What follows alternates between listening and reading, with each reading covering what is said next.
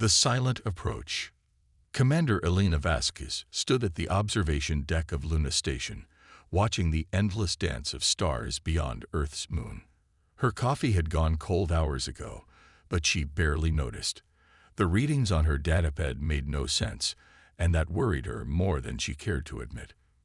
"Ma'am, we're getting those anomalous signals again," Lieutenant Torres called from the communications array. His voice carried that nervous edge that came with discovering something that shouldn't exist. Elena turned from the viewport and walked to the sensor station. The holographic display showed their corner of the solar system in brilliant detail, but there were gaps. Dark spots where their sensors should be picking up normal space dust and radiation. Instead, there was nothing. Perfect voids that moved in formation. "How long have we been tracking these shadows?" she asked, studying the data streams. 48 hours since first detection, but the computer models suggest they've been out there for weeks. Maybe months. Torres pulled up the projection, showing the gradual approach of the anomalies from the direction of Alpha Centauri. Whatever's causing this, it's big. Really big. Elena felt ice form in her stomach. She'd spent 15 years monitoring deep space for exactly this kind of event. The United Defense Council had always wondered when humanity's expansion beyond Earth would attract unwanted attention. It seemed that day had finally come. "Send a priority alert to Earth Command," she ordered. "Classification Ultra. Tell them we have unidentified massive objects approaching the solar system with clear signs of artificial origin." Before Torres could respond, every screen on Luna Station exploded with light. A transmission was coming through on all frequencies simultaneously, overriding their communications systems with brutal efficiency. The message was simple, delivered in perfect English, through a synthetic voice that seemed to echo from the void itself. "People of Earth, you have expanded beyond your world without permission. Your species has violated the boundaries set by the hegemony. Surrender your military assets and prepare for integration into our empire. Resistance will result in the elimination of your species. You have 72 hours to comply." The message repeated in dozens of languages before cutting off abruptly. In the silence that followed, Elena could hear her own heartbeat thundering in her ears. She looked at Torres, who had gone pale as moonlight. "Get me General Harrison," she said quietly. "Tell him the aliens aren't coming. They're already here." The next 12 hours passed in a blur of emergency protocols and frantic preparation. Elena found herself aboard a high-speed transport racing toward Earth, carrying data that would change everything. The anomalies had revealed themselves as a massive fleet of ships unlike anything in human imagination. Organic curves mixed with crystalline structures, vessels that seemed to bend light around them. At Earth Command in Geneva, the war room buzzed with controlled chaos. General Harrison, a man who'd spent his career preparing for threats that might never come, now faced the ultimate test of human readiness. Around the massive holographic table, military leaders from every nation studied the alien fleet with grim determination. 72 hours, Harrison said, his voice carrying the weight of 7 billion lives. "They expect us to roll over and play dead. What do we know about their capabilities?" Colonel James Wright, Earth's leading xenotechnology expert, stepped forward. "Based on sensor readings, their ships are massive. Smallest ones are twice the size of our largest carriers. But there's something interesting. Their approach has been cautious, almost tentative. They're not acting like conquerors who know they can't lose." "Meaning?" Harrison asked. "Meaning they might be testing us, seeing how we react to their ultimatum before committing to a full assault." Elena cleared her throat. "Sir, there's something else. The fleet stopped just beyond Mars' orbit. They're not advancing. It's like they're waiting for something." Harrison's eyes narrowed. "Or someone." He turned to the tactical display, showing the positions of human forces throughout the solar system. "Ladies and gentlemen, they've made one critical error. They assume we're the same species that was confined to one world when they started their journey here. They have no idea what we've built." On the far side of Mars, Hidden in the shadow of Olympus Mons, humanity's greatest secret hummed to life. The Mars Defense Facility had been under construction for 20 years, built in absolute secrecy with the most advanced technology Earth could produce. Now, as alien ships gathered in the outer system, that investment was about to pay dividends. Major Marcus Chen felt the artificial gravity shift as the station's massive rotation began to slow. Around him, 3,000 of humanity's finest soldiers prepared for a battle that would determine their species' fate. The Major had been born on Mars, raised in the colonies, and trained for this exact moment since childhood. "Listen up, soldiers," Chen addressed his strike force over the comm system. 12 hours ago, aliens told us to surrender. Today, we're going to teach them why that was a mistake. The Mars facility wasn't just a military base. It was a weapon designed to project human power across the solar system. Hidden beneath the planet's surface, massive rail guns could launch projectiles at significant fractions of light speed. Fusion reactors powered weapon systems that existed nowhere else in human space. And most importantly, it housed the strike fleet. 50 ships, each one a masterpiece of human engineering. Sleek, fast, and armed with weapons that pushed the boundaries of physics. They'd been built in secret, tested in the asteroid belt, and crewed by volunteers who knew they might never see Earth again. Chen stood in the briefing room of the flagship Determination, watching his officers study the tactical display. The alien fleet had arranged itself in a perfect sphere around their command ship, a formation that spoke of absolute confidence. They'd never encountered organized resistance before. "The plan is simple," Chen explained. "We hit them fast and hard before they know we're coming. Target their command structure first. Cut off the head, and the body dies." Captain Sarah Kim, his second in command, raised her hand. "Sir, what about the size difference? Their smallest ships outweigh our largest by factors of 10. Chen smiled grimly.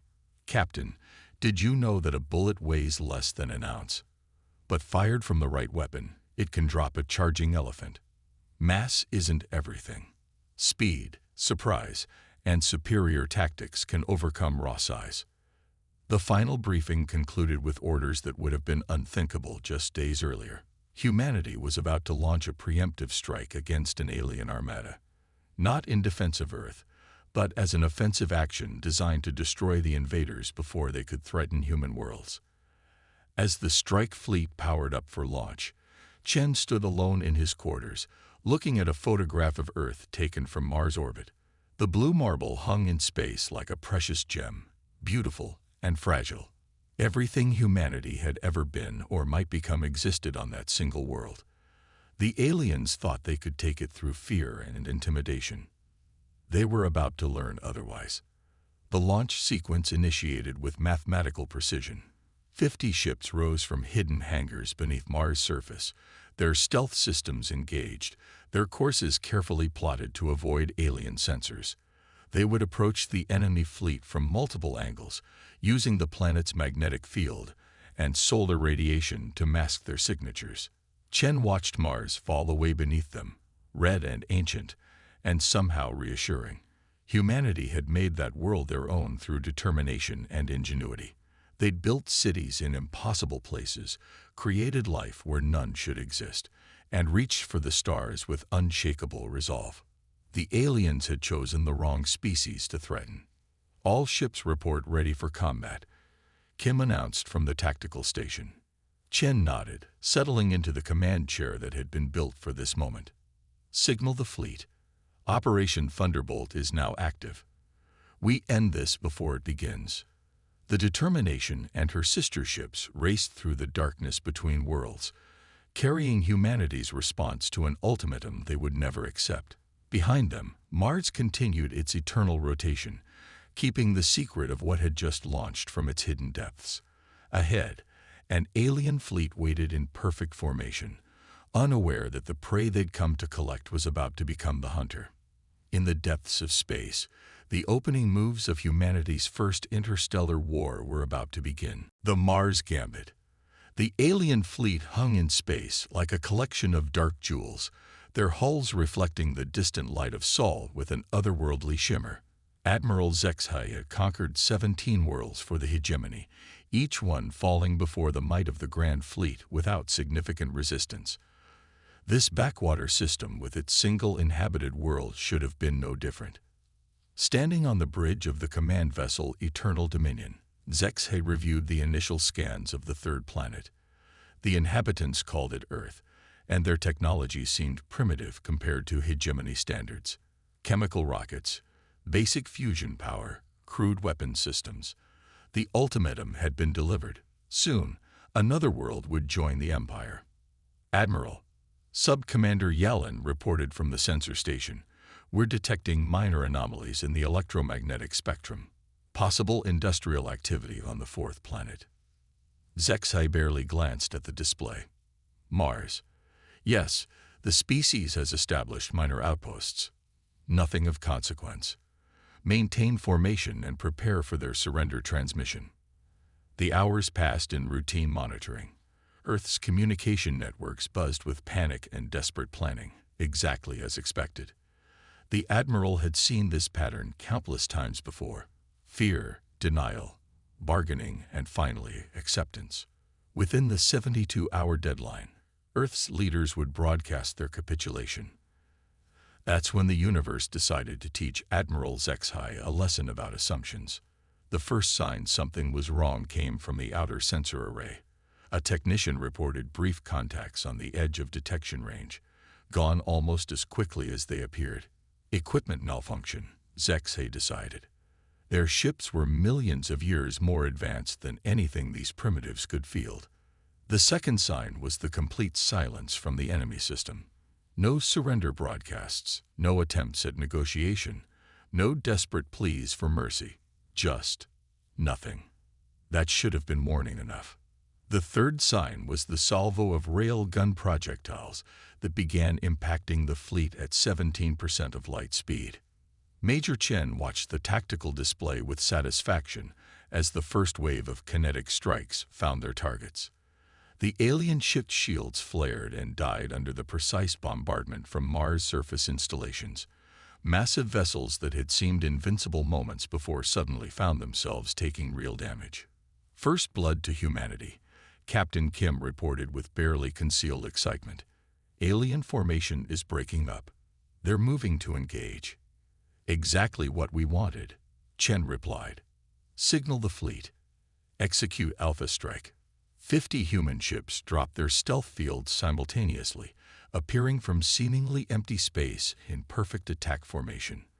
The aliens had seconds to process this impossible development before humanity's answer to their ultimatum began in earnest. The ISS Determination led the charge, her weapon systems painted with targeting locks on the enemy command ship. Chen felt the familiar surge of acceleration as the artificial gravity struggled to compensate for their attack vector. Around him, his crew worked with the precision of machines, every movement calculated, every decision made with split-second timing. Target acquired. Weapons Officer Drake announced. Firing solution locked. Light them up, Chen ordered. The Determination's main battery spoke with the voice of human engineering. Particle beams lanced across space, punching through alien shields like they were made of paper.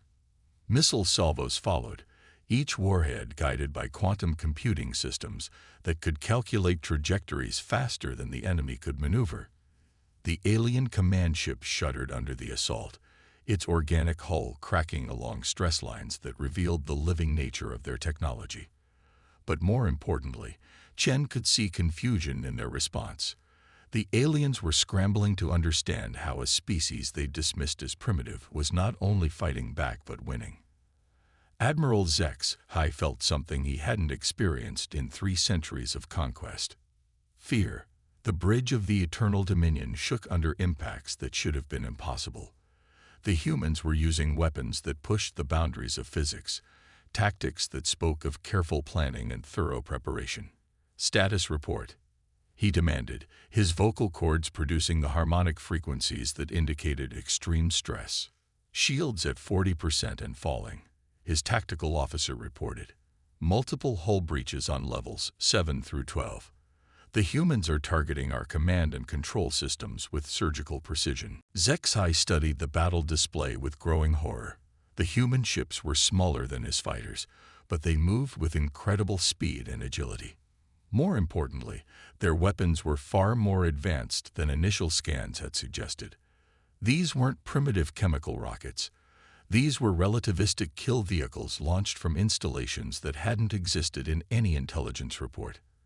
"How many of them are there?" he asked.